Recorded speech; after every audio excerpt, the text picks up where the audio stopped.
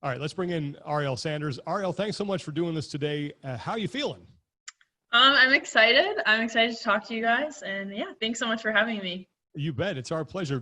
Before we sort of jump into the meat of this thing, just so we can get to know you a little bit, how did you find CrossFit? So I started CrossFit in the fall of 2017. Emily Bridgers was my gymnastics coach in high school. And I moved back to Atlanta after graduating from the University of Michigan. And she was like, you should come into the gym. I had worked out with her a little bit before, but I'd never like done CrossFit for more than like a month. So she encouraged me to come into the gym, and I fell in love with it. It's so much fun. I love training. And then I kind of wanted to get into competing, and obviously Emily has experience with that. So I ended up doing a Wadapalooza individual qualifier like my second year of CrossFit, and I didn't qualify, but I ended up going on a team with two amazing women. And then this past year, I qualified as an individual for the RX division. So that was really awesome. And yeah. Awesome. And so we'll kind of dive right into it a little bit. One of the things that's been, I guess, maybe pushed more towards the forefront is the current status, I guess, of, you would put diversity and inclusivity within the CrossFit space, both on the sports side and the affiliates. And just to kind of set the groundwork for things, what is your current take on the current status of those two elements, diversity and inclusivity, within the CrossFit community as you see it now and how it's been developing? Okay. So I guess like historically the terms like diversity and inclusion have been used by corporate companies to kind of show that they're doing something for people, but they're not working to actually like dismantle the systems in place that cause the need for diversity and inclusion. So I think that within CrossFit and the affiliates, obviously there needs to be work that's done. I think that CrossFit's a predominantly white sport, and it's a predominantly white environment. Most of the affiliate, I don't know like the exact numbers, but I think most of the affiliate owners are white, and probably the majority of the staff at HQ is white. And so I think that it's super important, like moving forward. I know we're talking about the current status, but I think it's super important moving forward that there is Black and people of color and Indigenous people in CrossFit HQ, affiliate owners, and like those people are becoming more a part of, they're being empowered and more a part of the decisions moving forward so that we can move forward. And to kind of touch on that a little bit, why you mentioned, putting persons of color into those positions, leadership positions, to kind of help push the ball forward as well. Why, as both from a everyday gym goer perspective, maybe from a youth perspective, and from an athlete perspective, why is it important to have those people there as a representative at the corporate level for something like CrossFit? Yeah, I think representation really, really matters. I think when you see someone that looks like you doing something that you want to do, it makes you believe that you can do it more. I think that it's important to have it at the top level and in HQ so that there are a voice for Black people and hopefully multiple voices for Black people, and that will hopefully trickle down into affiliates and athletes. I know that like for me, I want to be competitive within CrossFit. Like I love training, I love competing. It's so much fun. I've learned so much about myself. But it's really, really hard seeing or not seeing anyone that looks like me in the space currently, or anyone that looks like me that is sponsored by XYZ company. And while like I can get over that and like it's not going to stop me from trying to make space for myself, it definitely is like disheartening. What was your experience like walking into a CrossFit gym and maybe looking around and seeing that there weren't a lot of people who looked like you there? Yeah, I would say that. So at my gym, I go to Terminus Strength and Conditioning, formerly known as CrossFit Terminus, in Atlanta, Georgia. I would say I don't know that this is fact, but I would say we probably have more Black people than the average CrossFit gym. But it's still intimidating to walk into a CrossFit gym regardless. I think most of the people, but I would say the majority of the Black people in the gym are men, but I don't know. That's just my perspective. And so again, not seeing anyone that looks like me is pretty intimidating. And then I kept going and was able to progress and got like good enough to qualify for these competitions. And I think that if I wasn't like very fit, I don't know that I would be as accepted as I am. I think that it's a lot easier for people to relate to me as like a good athlete, like what's your free time, like would you go on this, because people are excited about that. But I think it's harder for people to relate to me fully as like a Black woman. So my experience going into a CrossFit gym was good. I was definitely intimidated, but there have been like ups and downs and, little microaggressions. And obviously you can argue that those happen everywhere. That happened to me in college. It happened to me in high school, elementary school. And that's part of the problem. It's like you grow up with people saying these things that make you feel and believe that you're lesser than. And so you become conditioned to believe that as well. And then you don't say anything about it. And so then when people now that are having, especially white people that are having this like awakening of the injustices that Black, Indigenous people of color face on a day-to-day basis, it's like difficult because we've also become part of this system. Yeah. And it's interesting because when you talk about, people being able to relate to you because of your proficiency at the gym, that being kind of a common ground, but not necessarily being able to relate to you on a personal level as a Black woman. To me, like listening to that, I feel like that's a huge cultural shift that needs to happen outside of the gym. Yeah, definitely. I definitely agree with that. I would say that like my experience in CrossFit is like a microcosm of American society. So. Which I guess kind of, if you take a bigger picture view, that's kind of how all that society bleeds into all different aspects of our lives. Yeah. So, and I'm curious if the gym can, still your proficiency in the gym was a way to build a bridge if possible, but there's also the need for health and fitness for, the Black community, I come from obviously the Mexican community, and mm-hmm. The issues of chronic disease are awful there too. Mm-hmm. So on top of the cultural issue, what are some other obstacles that you see for people getting into the CrossFit gyms?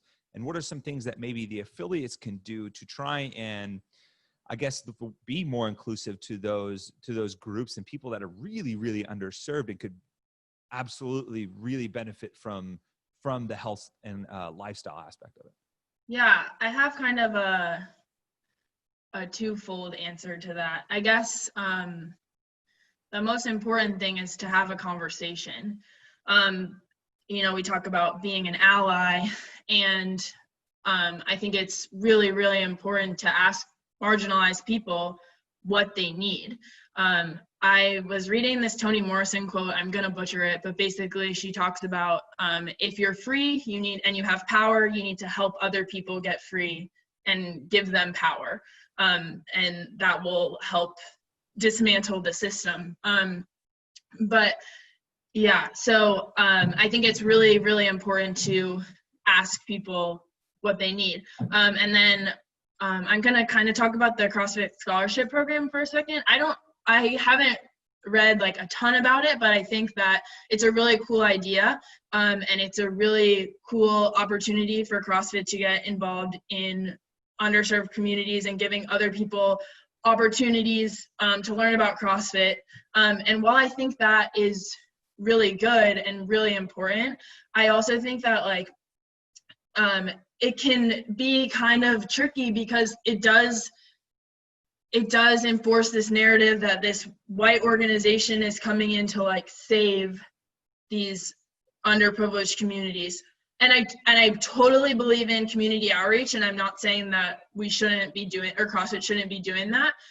But it can sometimes make Black people that are in that like middle class, can pay the $200 a month to go to CrossFit, feel like sort of othered, because it's like, we'll save these Black people, but like we're not focusing on what we can do better for our current members, or for people that could be our current members. I was watching Elizabeth Akinwale has a video on her Instagram. She posted it, I think in 2017, but reposted it like a couple of weeks ago because it was very relevant, talking about race and CrossFit. And she was talking about the idea that there's like this notion that Black people of color aren't in CrossFit because they can't afford it. And that's not true. It's just like, why would they spend $200 a month to feel like othered when they could spend their money elsewhere and go to a different gym and feel included, I guess. And not to say that other gyms are more inclusive than CrossFit gyms, but. Yeah. I have just a question, and you said something in your prior answer, and you mentioned the term microaggression. And that's something that for people of my generation, people who might be in their 40s or 50s, they've heard it. It's relatively new, but they don't know what it is. So I was hoping you could define that a little bit and just give people an example of what that behavior entails, so it's easier for them not to do it. Yeah. Okay. I don't know the exact definition, but I would say a microaggression is when someone makes a comment about your race or something that pertains to your race, and it's not overtly racist, but it is racist. It does have an underlying racist tone. I have had people say that, like, I'm good at CrossFit because of my genes or because I have fast twitch muscle fiber. Or that people asking about my hair, or I've also had people ask me if I have the same dad as my sister because she's darker than me. I could go on forever, but unfortunately, but it's just things like that, like questions that make being Black seem like it's like a weird, exotic thing when it should just be the normal. It sounds like, I have a little bit of experience with this from the Mexican side, but the intent isn't always there to harm necessarily. Right. However, there's a level of aloofness and sometimes ignorance that automatically defaults it to something like you said, that where it's hard to say, unfairly reduces the matter to a situation of race. Yeah, and it's exhausting to have to constantly answer those questions.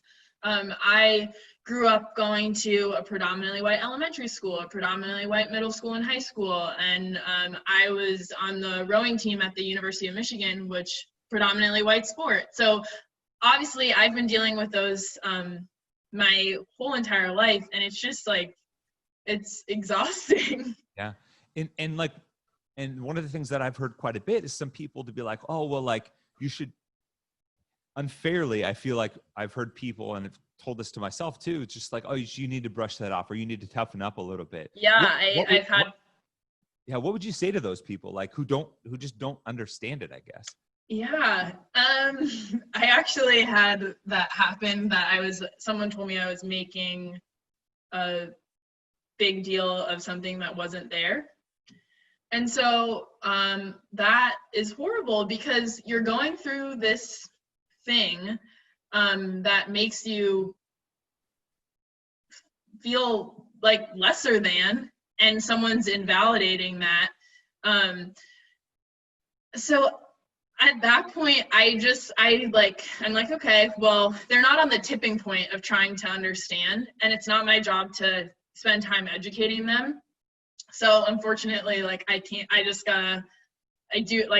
have to move on from that. And I'm not going to spend the energy trying to tell someone or kind of defend why something's wrong.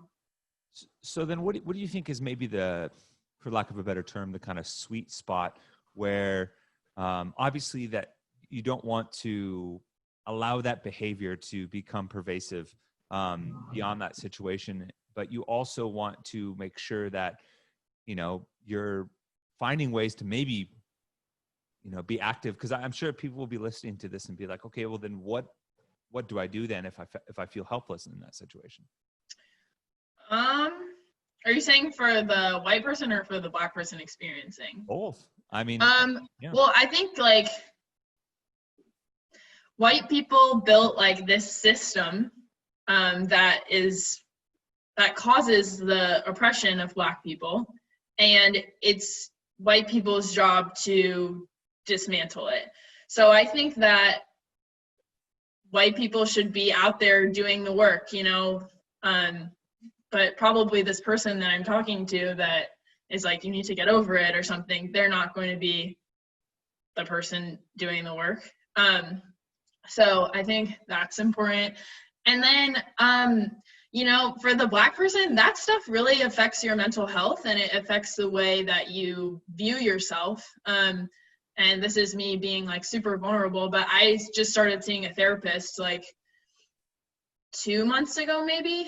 And it's been like really transformative for me, and just been like being able to talk through those things with someone. And obviously like, I'm never going to arrive at like feeling amazing or anything like that, but you know, it helps you figure out ways to get through those situations. During the height of all the chaos that was going on with CrossFit and, you know, the tweets that Greg sent out, and then Jim's disaffiliating, and then Jim's, you know, keeping the name and kind of taking a wait and see approach. You said, I think in a prior conversation, that you didn't think disaffiliating was the answer, and I'm curious as to why. Yeah. So I think that disaffiliating kind of leaves affiliate owners and coaches to believe that they're off the hook. I think that Greg Glassman said something so tangibly racist and so egregious that people could grab onto this and say like, this is racist. Like, I do not agree with that, which like, true. Like, I agree that it was racist and it was wrong. But I think that it creates this sentiment that, okay, I disaffiliated, so I'm not racist. I don't have any work to do. Like, I check the box, like I am done. But I think it's really important for affiliates to look inside their gym and be like, well, how can we create a more inclusive, more safe space for Black, Indigenous people of color? Yeah. So you feel like, and this is just helping me process a little bit. Do you feel like people, because it was so overt or because it was so publicly identified and easily identifiable, that people could basically be like, well, we did our part. We got rid of it. And what makes it difficult to see that as like a Black woman or someone that I spoke out on Instagram and I saw other Black people speak out on Instagram prior to the Greg tweet and the email to Rocket Fitness. And and Elizabeth Akinwale had been speaking out for all the time that she was involved with CrossFit. So it was frustrating that it took Greg saying something so crazy for people to be like, this is wrong. Instead of like listening to, as I was talking about earlier, marginalized voices. And so what do you think about, I'm curious to hear your thoughts about the role of those gyms that decided to disaffiliate and being able to effectively to have a part in Greg eventually selling and bringing in a new regime that hopefully can maybe affect some real change coming forward. Yeah. I guess like, again, like those gyms that did disaffiliate, like they're not really holding the organization accountable, in my opinion. I think that it's a form, you guys talked about cancel culture last week. I think that it's a form of canceling. And when we cancel people, it doesn't give them a space to heal and grow and learn from their mistakes. I think something that you guys said that was so important last week, I think it was last week, we were talking about the Chandler and Travis situation. I 100% agree that Travis should not be canceled, because if he's canceled, he doesn't have to do, like, he's not forced to become uncomfortable or do the learning or do the work. If he's canceled, he can sort of wait for this cycle to be over, and he can kind of go back to harming in the same way that he was before, behind closed doors, or harming in a new way, you know? So I think it's so important for people to learn from their mistakes, and like that's how we move forward.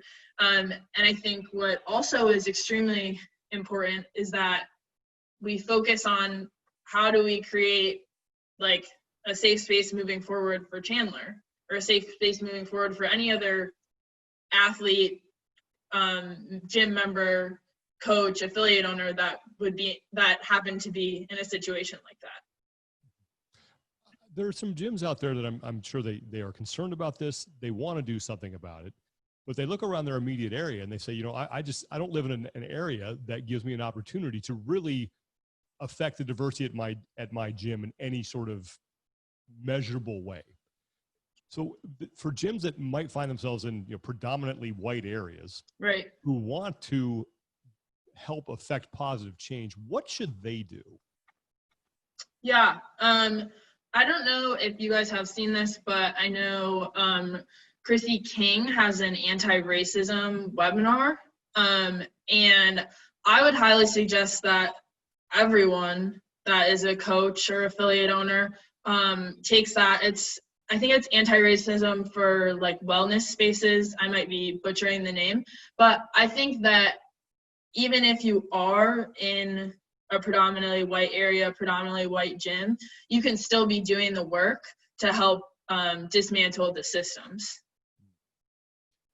And so I'm kind of curious, because you mentioned that again, like that white people helped build this system that has grown to oppress Black people and people of color. Mm-hmm. And it is primarily their responsibility to be the ones to tear that down, having built it.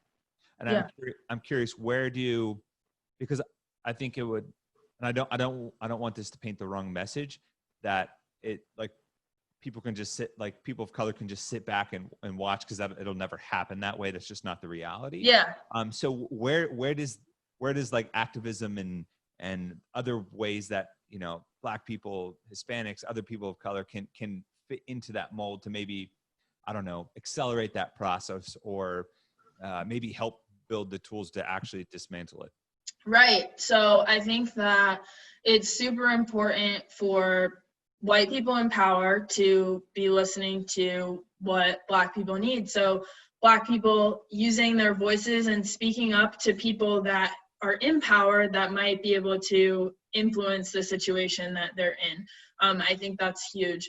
I know we're going to talk about this later, but I was able, and a couple other Black women were able to take over Lindy Barber's Instagram.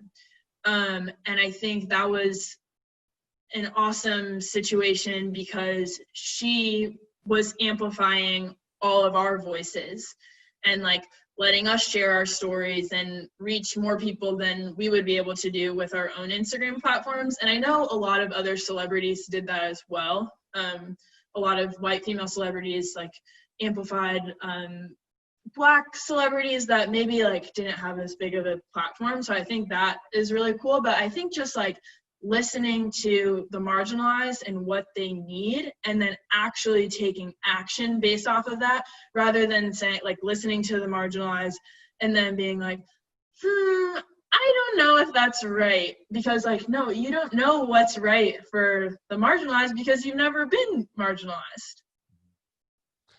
Let's talk about that, the Lindy Barber thing. What was that experience like for you? And then when you look back on it, that's the first question. Second question is, when you look back on it, what good do you think came of it? Well, just talking to Lindy in the first place was really cool.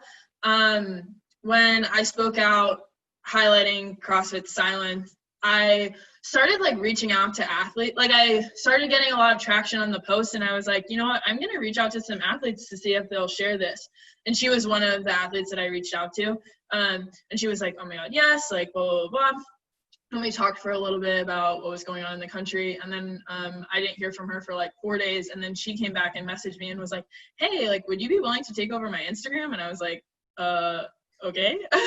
I was like really nervous, but I was like, this is like cool. This is a cool opportunity to be able to tell my story and tell my thoughts about what's going on and just my story in CrossFit. So that was really amazing. And I think that it's cool because she showed that there are other like up and coming Black athletes in the CrossFit space. So it was an awesome experience and she's an awesome person. And I'm curious, what has been some of the feedback that you've gotten for it? Because I feel like there's this misconception, I think, from some people that they see something like that and they're like, oh man, that's great, you know, and they don't necessarily pay attention to the feedback loop, which I think is also important because, and I don't know if this is your experience or not, but it's not always overarching support for it. So I'm curious what the feedback on your experience with taking over Lindy's Instagram account was and some of the things that you've been able to do.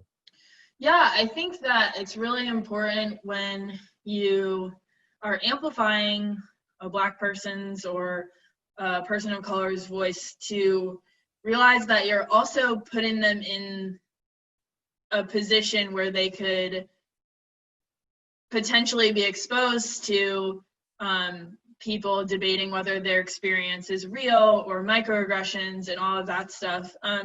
So I guess in terms of taking Lindy Barber's Instagram over, I didn't have like any, like nobody sent me any crazy messages or anything.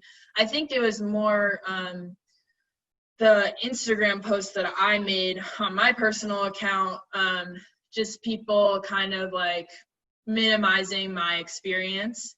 And obviously by putting something on a public platform, like on my personal public platform, I know that that's going to happen.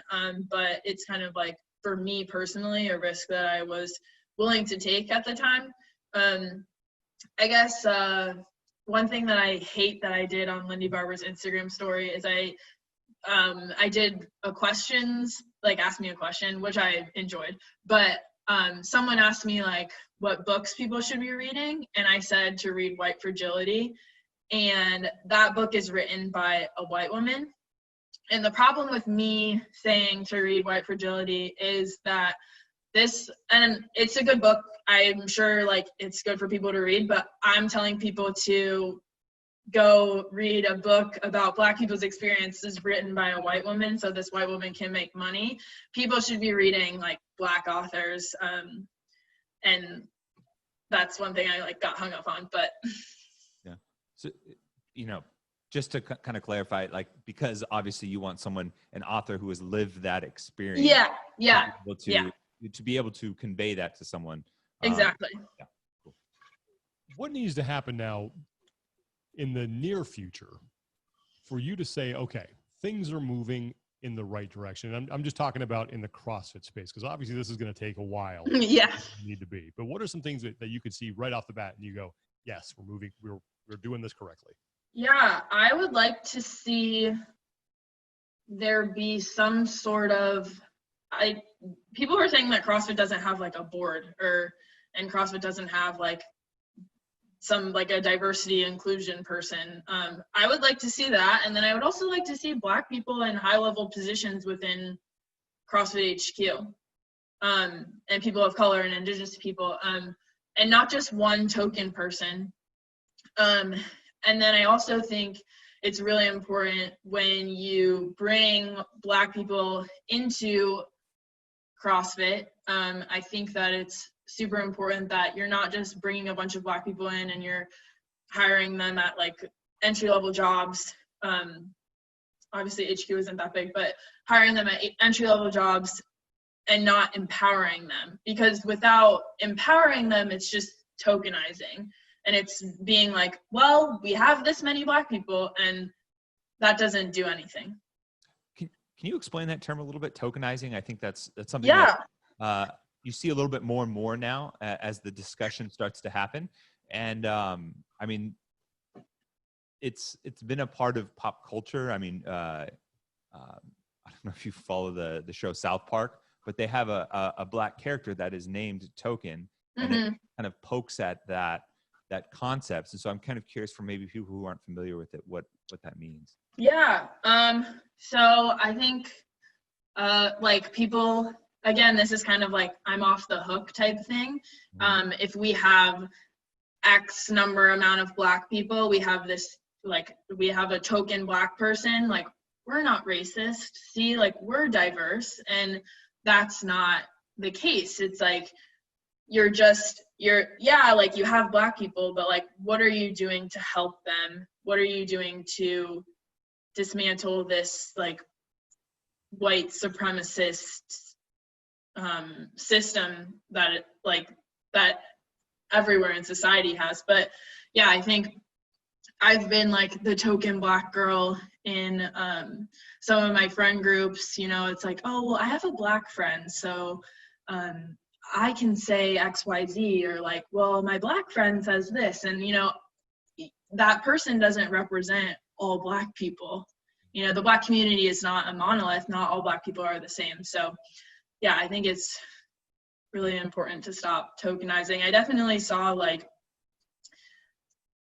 a lot of, I think people are doing it now to show that they like care about Black people, like posting their Black members, or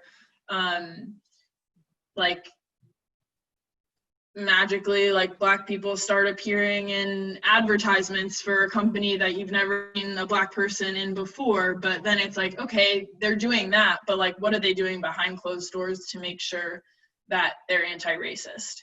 So it's more of like a surface level type checking the box, like performative allyship. Yeah.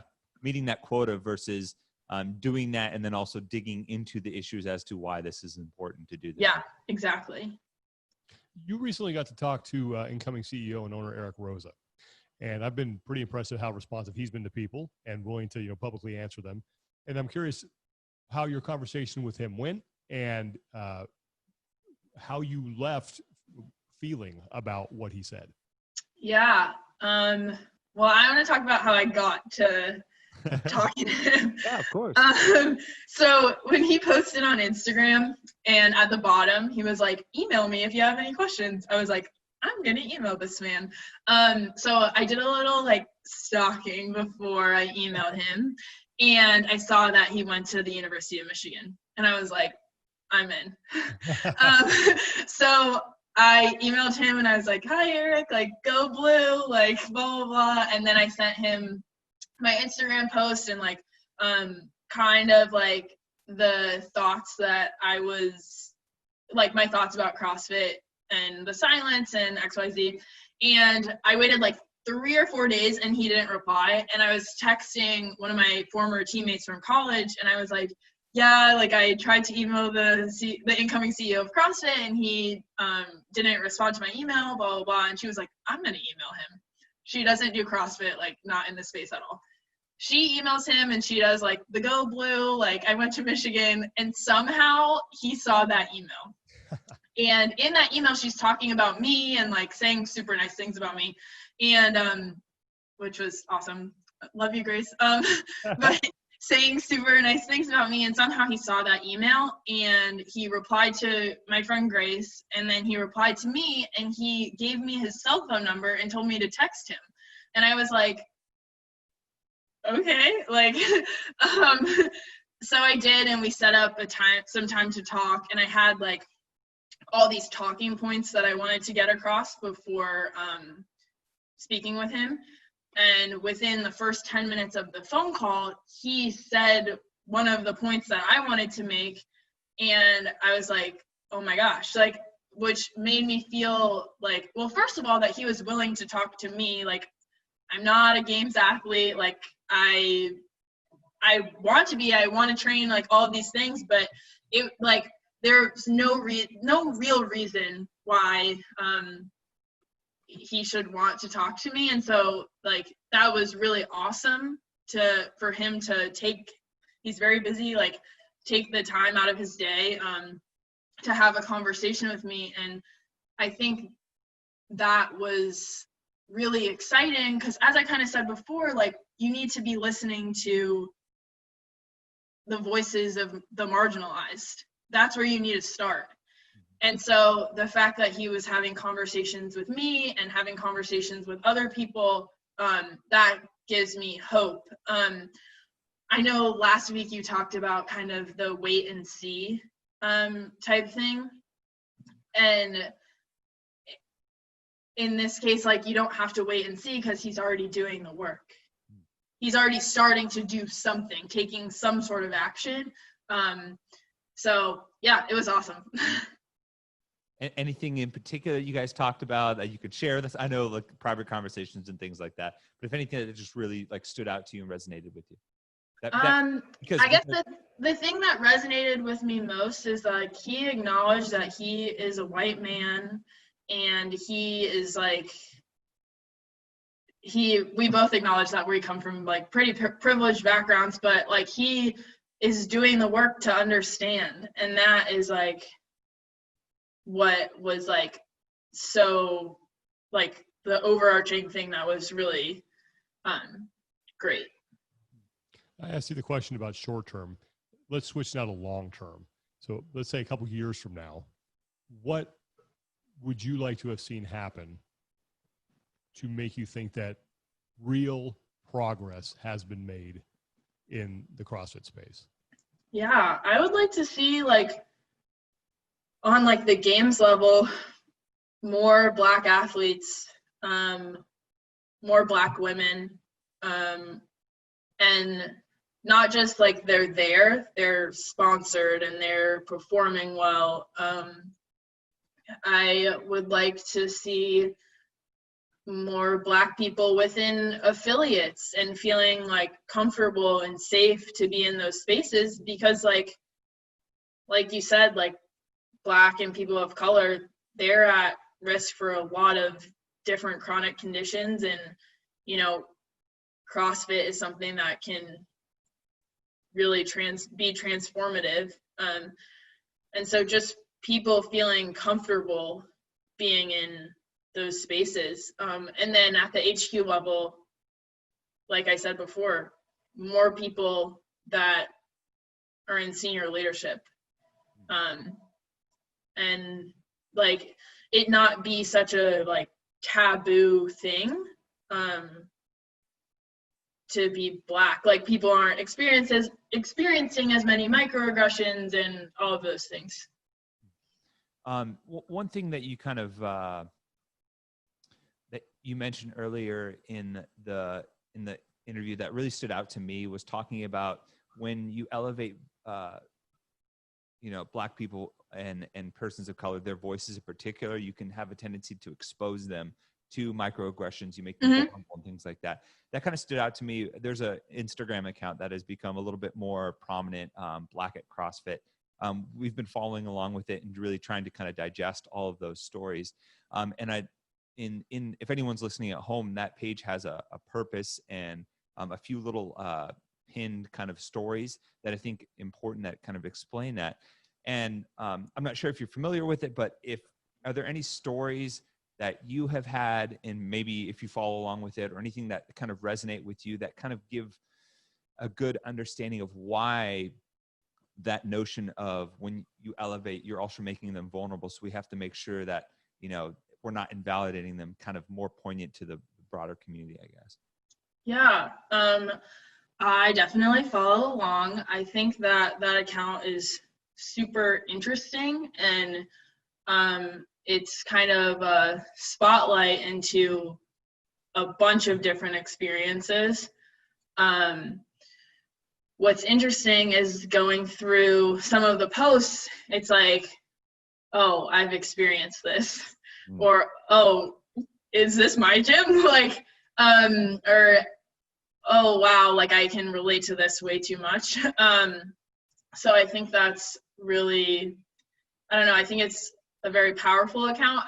I definitely don't agree with all of the stories, but that it's not my experience, it's not my perspective. So I think when people look at it, it's super important that they don't invalidate what that person is putting out there. I submitted my own experience. I kind of was talking about how,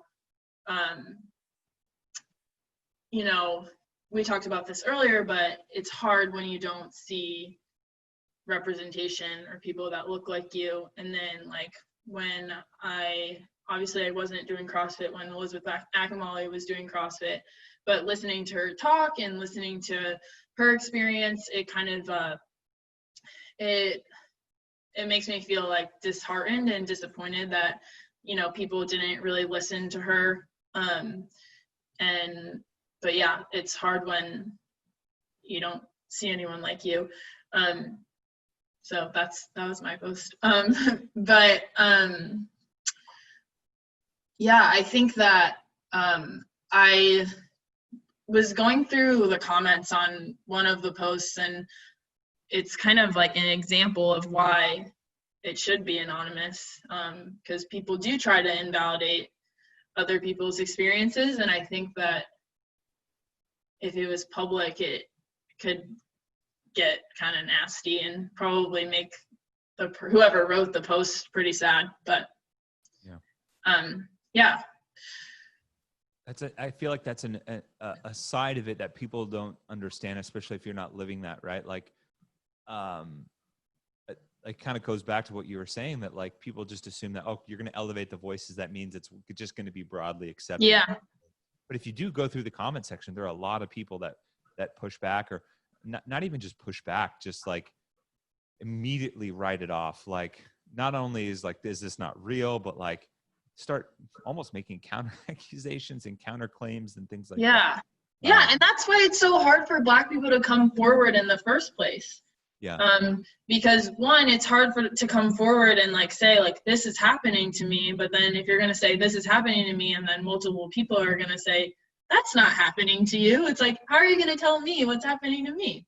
Yeah, and that's totally. And I'll be the first to admit I was guilty of that myself. On one post in particular, there was a post about like that was naming a number in particular in terms of like how many stories and things had written, and I commented, basically clarifying the actual number. And then Amanda Goodman came back and was like, hey, like, this is a space for people to share their experience, not necessarily to question the validity. And I totally concede to that. I was like, you're right, my bad. And it was kind of a little bit of a wake up call for me to realize that like, if my initial instinct, I'm to a fault sometimes, I'm like a data driven, like guy that if that number doesn't suit me, then like the number's irrelevant. It's more about the feeling and the experience that person had, and that kind of defeats the purpose. And so I kind of had to check myself a little bit. But I think, looking at it since, it's much more prevalent than one might assume for something that is literally just trying to give some spotlight and a platform for people who have been marginalized to share their experience. Right.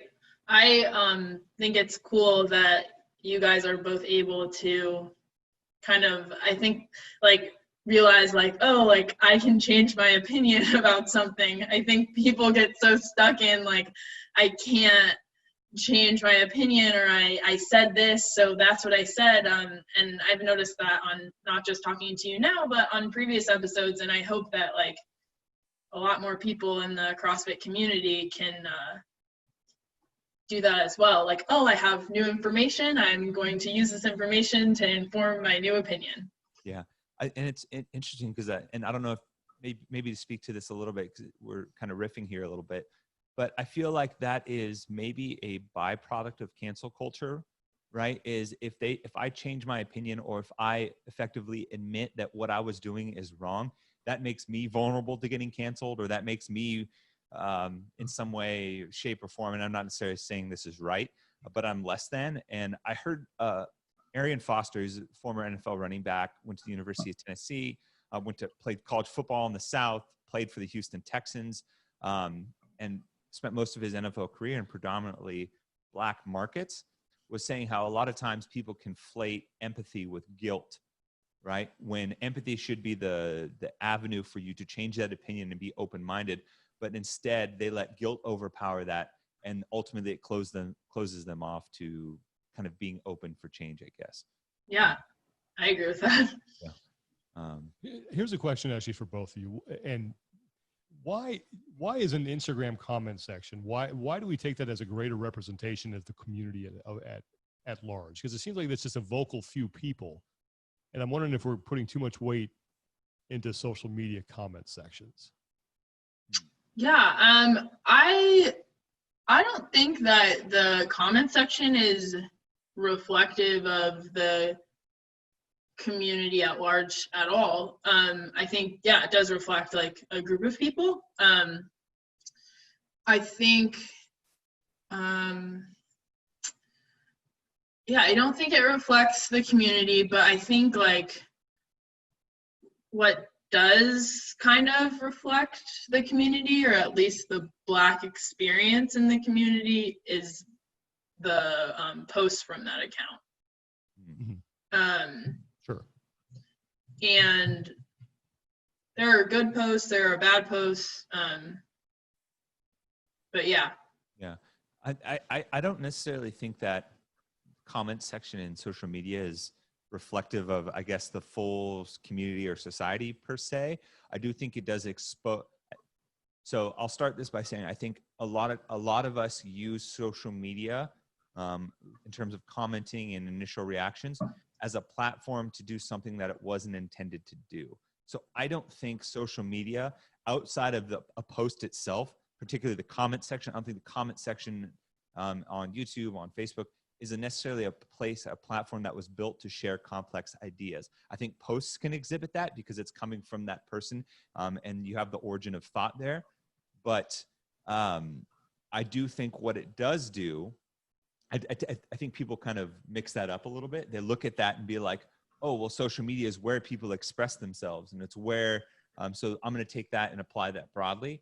When really, I think social media, really what it does is, on a baseline level, exposes the existence of a particular type of thought. So in the comment section, it makes you realize there are people that think this way. It may not be like that person fully believes this, because people can get emotional, right? Mm-hmm. And I've been I kind of have a rule that if I see something that gets me worked up, good or bad, I write the comment out. I put my phone down and I go do something else for an hour, 2 hours, and I come back and I think, reevaluate it after. And usually my feelings have changed, right? So it doesn't mean that if I did post it, right, obviously I put that out into the world. So those feelings and those emotions exist, but it doesn't paint the full picture of who I am, especially given that I was able to come back and not post it and things things like that. So I think it's useful to an extent of identifying that those things exist and we need to work on them. But I wouldn't say that I feel that they're necessarily representative of the broad society, because people are incredibly complex. Right. It's hard to summarize. And you can to some extent if people exhibit a pattern behavior, but it's hard to summarize people in a handful of Instagram comments and things like that. Because I know I've made mistakes and things like that too, and I would appreciate the patience of others just as much as I should exhibit that for them. So. Yeah, no, I agree with that. I was just thinking about that. Like, you have a post that gets, I don't know, however many thousand likes, and then you get 20 comments or whatever, and then 3 of which are negative. And then it's like, yeah, you're right. Like it is disturbing sometimes to see that there are people out there who think that way, but I don't think that's necessarily reflective of the community at large. But we should be, and I think that's where a lot of people like me made a mistake in the past, is that, and I know I'm guilty of this, thinking that maybe we were further along than we really were in this whole battle. And you read stuff like that and you go, how are these people still around? Yeah. I thought like we were way past that. So I think that from that standpoint, I think that's a good way to kind of open your eyes sometimes. Like, yeah, there are still some people out there who have some pretty abhorrent thoughts. Yeah. And again, we're riffing a little bit, but you have to understand that social media was designed in order to elicit positive feedback, right? You don't post something to get the negative comment. You don't post something because there's a thumbs down button. There's a reason why those don't exist. You post something in order to get, so that when we do see those, it really stands out to us because it breaks the mold of what social media was necessarily designed for. And I think we've conditioned ourselves. We condition ourselves a little bit. We become a little bit jaded to some of the other things that are going on, and and it can get misused a little bit.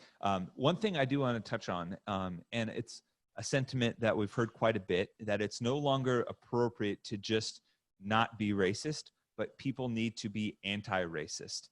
What does that kind of mean for you? And what would you say to people that may say I'm not racist, but just, don't want to get off the bench or get off the sidelines and just kind of want to live in their own little pocket?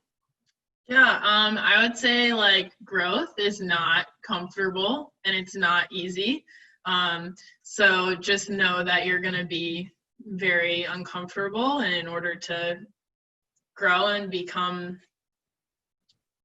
I don't think you become anti-racist. I think it's like you're always working towards it, but you never arrive one day and say, I'm anti-racist. I think that you have to keep working through unconscious bias and keep unlearning, and then also realize that it's not like a self-improvement space for white people. I think that gets kind of miscommunicated, or like it can seem like it's like this self-improvement type thing, but it's not. Like, yeah, the product of it may be that you're becoming a better person, but like you're still needing to unlearn every single day. Like, I have stuff that I need to unlearn. I have stuff that I need to work on. So yeah, it's like the work is never done. We have 400 years of a system to unlearn, which obviously is not going to happen overnight. So also, like, be patient. And like, I know it's hard because like we need to be patient for unlearning, but also, like, again, like I said, Black people have been waiting 400 years. So it's a hard balance, but yeah, I want to plug Chrissy King's Anti-Racism for Wellness Spaces. I think that's really important. Yeah. One last question for you, because I would like to end on a positive. There is a lot of bad stuff going on right now, and I think it's very easy for people to feel a little bit hopeless, and a little bit overwhelmed. Yeah. What gives you hope right now that we're going to get to where we need to get eventually? Eric Rosa gave me a lot of hope. Good. So that gives me a lot of hope. I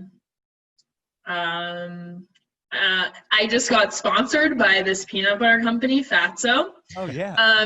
So that gives me a lot of hope. It's really cool because we connected a couple of weeks ago after I called out CrossFit Silence, and they're really doing like the work in all places. It's a Canadian company, but they do a lot of work for Black sex workers, Indigenous people, people of color, a lot of fundraising, a lot of like ground root stuff, and sponsored a Black athlete, and talk about how sponsoring Black athletes is like a way that we're going to get to see more Black athletes in the games arena space. But yeah, so that gives me a lot of hope, and yeah, it's just those are a couple of things that you guys inviting me on this podcast. You know, it's exciting to see people open and willing to have conversations. And I think that is really important for moving forward. We lied. I have one more, and it kind of it kind of builds off of what Sean said. Yeah. Are there people that personally that maybe motivate you, or some people that you look up to and kind of pull motivation and inspiration for, that have kind of helped you in your journey at this point? Yeah, definitely. I mean, I'm looking at what Elizabeth Akinwale is posting every day. I got to talk to her like a tiny bit in my Instagram DMs, which was like, I was like, is this really happening? So that's really cool. And then I also, I really look up to my friend Bree Evans, or Bree Wallen now. She's a 6 times regionals athlete. She was on NBC Titan Games. She was the fittest person in Georgia in the Open this past year. She always gets mad when I say that. But, you know, like I said before, representation is so important. So when you see people that look like you, it makes you believe that you can do it too. So yeah, definitely Bree, and just following Elizabeth Akinwale.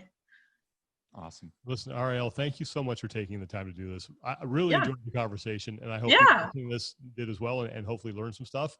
And we hope to have you back on in a little bit and get a little bit of a progress report here, and let us know. I would love to. Keep going. So yeah, that would be awesome.